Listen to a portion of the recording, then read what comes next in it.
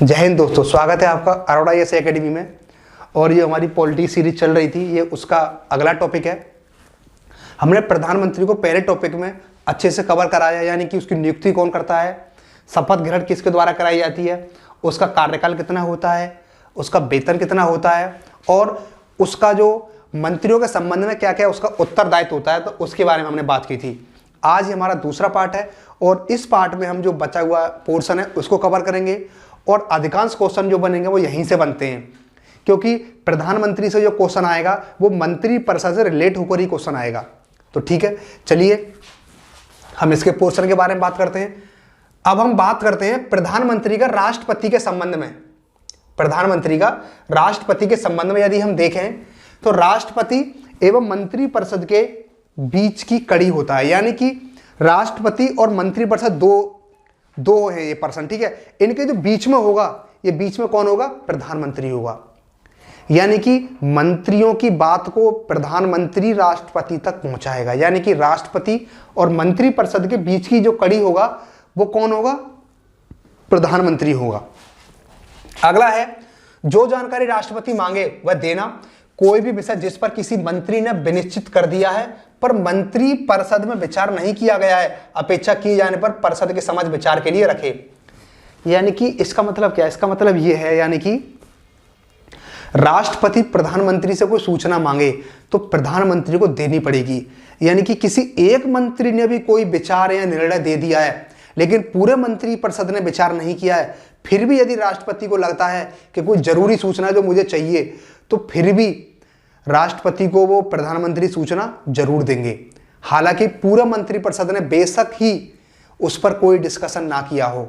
ठीक है, एक बार और समझाता हूं। यानी कि एक अकेला कोई मंत्री है और उस अकेले मंत्री ने कोई निर्णय दिया है और उस निर्णय पर पूरे मंत्री परिषद ने कोई विचार नहीं किया है, लेकिन ऐसी कंडीशन में राष्ट्रपति को यह पता चल रहा है कि कोई महत्वपूर्ण मुद्दा है, तो प्रधानमंत्री से कह के उस निर्णय को, उस बात को अपने पास मंगा सकते हैं। यह मतलब है इसका। अगला है, राष्ट्रपति को विभिन्न अधिकारियों जैसे महान्यायवादी, भारत का नियंत्रक महालय का परीक्षक, यूपीएससी का अध्यक्ष, सदस्य, चुनाव आयुक्त, वित्त आयोग का अध्यक्ष और सदस्य की नियुक्ति के संबंध में सलाह देता है। यानी कि जब मैंने आपको राष्ट्रपति कराया था तो उसमें आपको सारी चीज कराई थी, यानी कि इनकी जो महान्यायवादी है इन सब की नियुक्ति राष्ट्रपति करते हैं, लेकिन किसकी सिफारिश पर, प्रधानमंत्री की सिफारिश पर। यानी कि नियंत्रक महालय का परीक्षक, महान्यायवादी, यूपीएससी के अध्यक्ष, सदस्य, चुनाव आयुक्त, ठीक है, वित्त आयोग के अध्यक्ष और सदस्य, इनकी जो नियुक्ति की जाती है वो राष्ट्रपति के द्वारा की जाती है, लेकिन किसकी सिफारिश पर, प्रधानमंत्री की सिफारिश पर। ठीक है। अगला है, प्रधानमंत्री जी के संसद के संबंध में क्या क्या संबंध है, यानी कि जो संसद और प्रधानमंत्री के बीच क्या संबंध है उसके बारे में बात करेंगे हम। देखो, संसद का सत्र बुलाने की सलाह राष्ट्रपति को देता है। यानी कि मैंने जब राष्ट्रपति कराए थे तब आपको ये एक बात बताई थी कि संसद के सत्र को बुलाने की जो शक्ति है वो राष्ट्रपति को है, लेकिन किसकी सिफारिश पर, प्रधानमंत्री की सिफारिश पर। यानी कि संसद के सत्र को बुलाने का जो अधिकार है वो राष्ट्रपति को ही है, लेकिन किसकी सिफारिश पर, राष्ट्रपति की, प्रधानमंत्री की सिफारिश पर। ठीक है। यानी कि प्रधानमंत्री जी बोलेंगे राष्ट्रपति जी संसद के सत्र को बुलाइए, कुछ काम करना है, नियम कानून बनाना है, तो राष्ट्रपति जी आदेश कर देंगे तो संसद का सत्र आ जाएगा, मतलब दोनों सदन में सत्र शुरू हो जाएगा। लोकसभा को किसी भी समय विघटित करने की सलाह राष्ट्रपति से करता है। यानी कि प्रधानमंत्री लोकसभा को विघटित करने के लिए राष्ट्रपति से परामर्श दे या सलाह दे सकता है।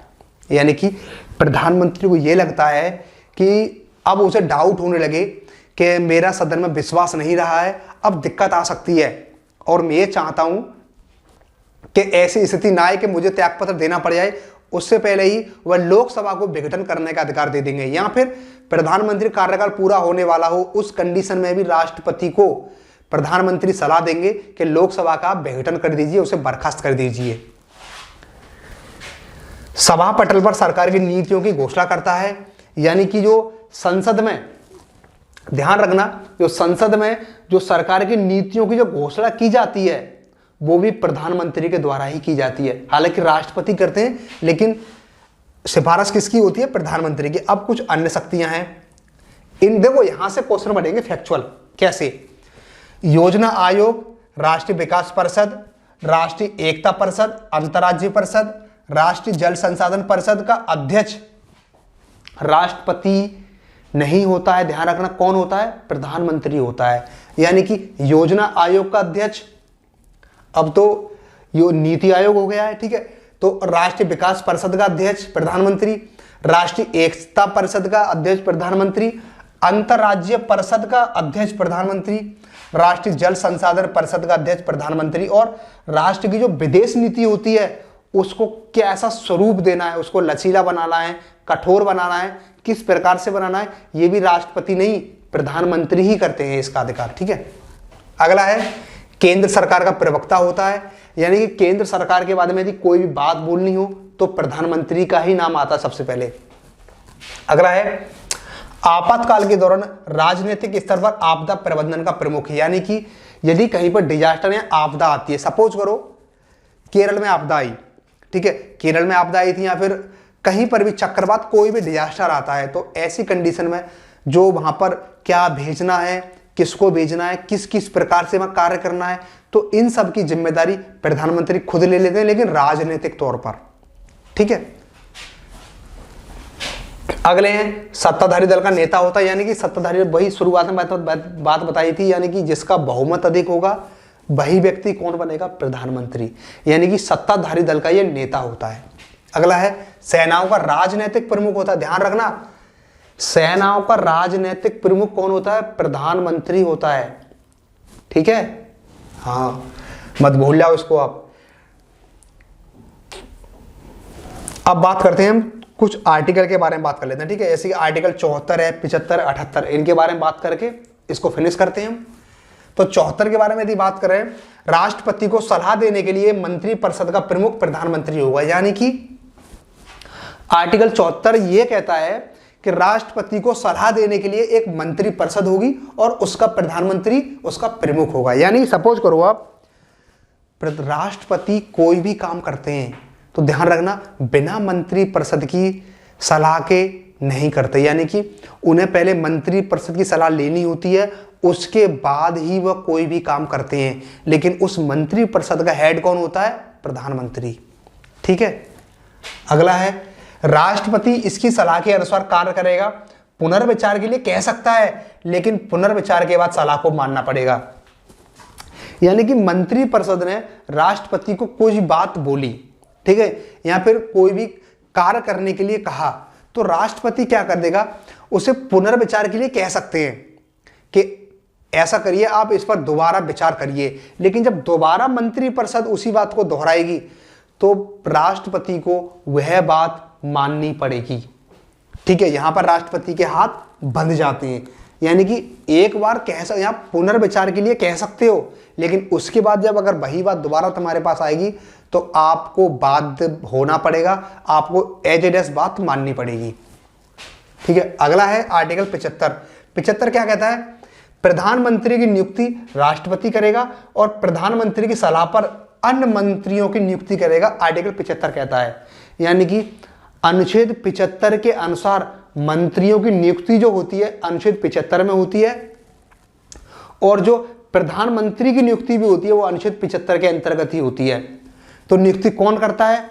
राष्ट्रपति प्रधानमंत्री की नियुक्ति करता है और अन्य मंत्रियों की नियुक्ति भी राष्ट्रपति ही करता है, लेकिन किस अनुच्छेद के तहत? अनुच्छेद 75 के तहत। मंत्री राष्ट्रपति के प्रसाद पर्यंत अपने पद पर बने रहेंगे, यानी कि राष्ट्रपति जब तक चाहे तब तक उन्हें पद पर रहने को कह सकते हैं, लेकिन यदि प्रधानमंत्री सिफारिश करता है कि इस व्यक्ति को बर्खास्त कर दो तो राष्ट्रपति उसको बर्खास्त कर सकते हैं। मंत्रिपरिषद लोकसभा के प्रति सामूहिक रूप से उत्तरदायी है। वेरी वेरी मोस्ट इंपोर्टेंट, इस पर स्टार लगा लेना आप।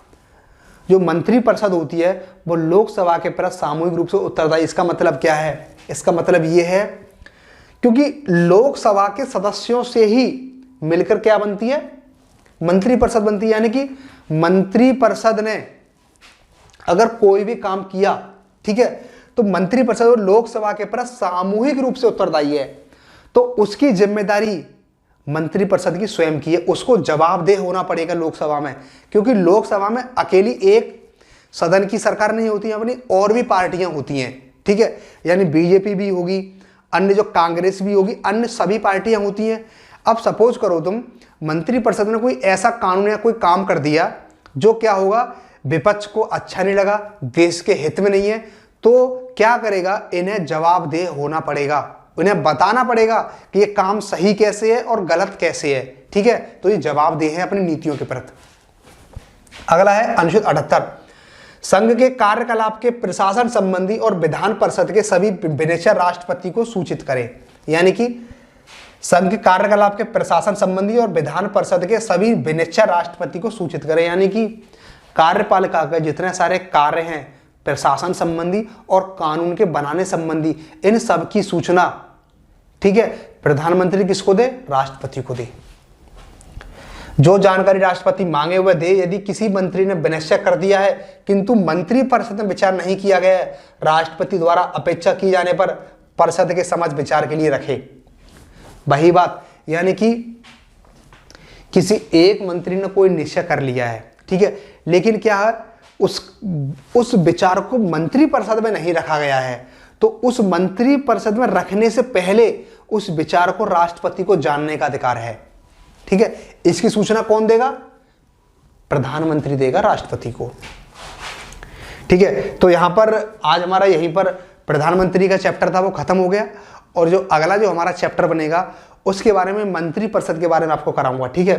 तो वो प्रधानमंत्री से क्वेश्चन, इंडिविजुअल क्वेश्चन ज्यादा नहीं बनते हैं, लेकिन मंत्रिपरिषद से क्वेश्चन बनते हैं, ठीक है। या फिर प्रधानमंत्री से कार्यकाल पूछ लेगा आपसे, या फिर मंत्रिपरिषद से संबंध बन के क्वेश्चन पूछा जाता है, ठीक है। तो जितना क्वेश्चन बन सकते थे यहाँ पर मैंने कोशिश की सारे क्वेश्चन को बताया, ठीक है। आप 1 से 2 बार इसको रिवीजन करिए, पढ़िए।